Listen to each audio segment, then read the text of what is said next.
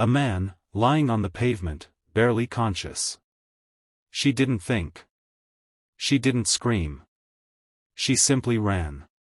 His breathing was shallow, his pulse weak. He had no jacket, no wallet, nothing that told her who he was. Just a man whose world was slipping away.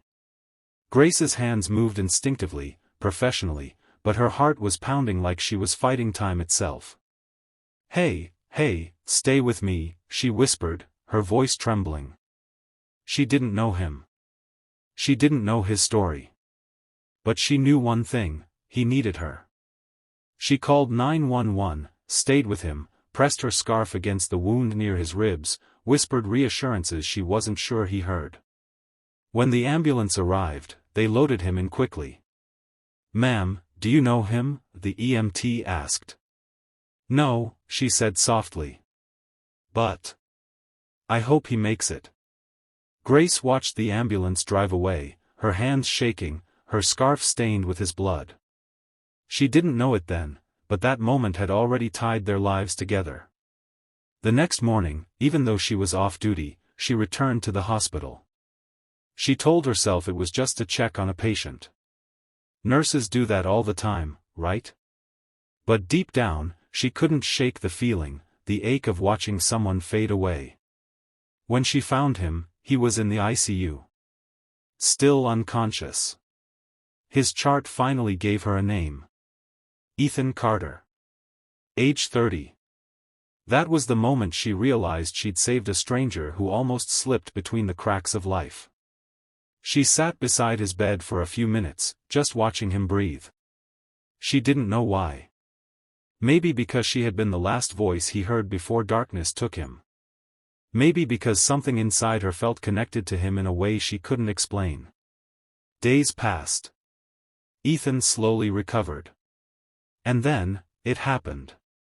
The first time he woke and saw her.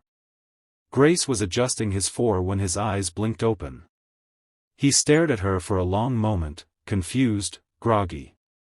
"You," he whispered. "You're the one who stayed with me." She smiled shyly. "Yeah. Someone had to." Ethan learned he'd been attacked and robbed while walking home from work. He had no memory of the attack, but he remembered something else. "Your voice," he said quietly. "I heard your voice, before I passed out. It felt like someone was pulling me back." Grace's cheeks warmed. "Well, I didn't really do anything special." "You saved my life," he insisted. "I'd call that special." As the days passed, Ethan healed, and Grace found herself visiting more than her shift required. Sometimes she brought him soup. Sometimes they talked about music, or books, or why hospital food shouldn't legally be allowed to taste that bad. She discovered he was a software engineer, calm, thoughtful, a little sarcastic, and entirely too good at making her laugh. But he had scars, visible and invisible. Grace could see them in the way he flinched when someone approached too quickly, or how he stared out the window like he was afraid life would snatch everything away again. One evening, he confessed the truth. "I was in a dark place before the attack. I felt like my life didn't matter. But when you stopped for me, when you stayed, it felt like the world was telling me not to give up." Grace's heart tightened. "You're here for a reason, Ethan," she said gently. "You're meant for more than pain." He looked at her with something like awe, like hope. By the time he was discharged, they both felt it, something unspoken, something warm and terrifying. But neither acted on it. Ethan didn't want to be a burden. Grace didn't want to cross boundaries. Life continued. Yet neither could let go. 3 weeks later, Grace found a note at the hospital front desk addressed to her.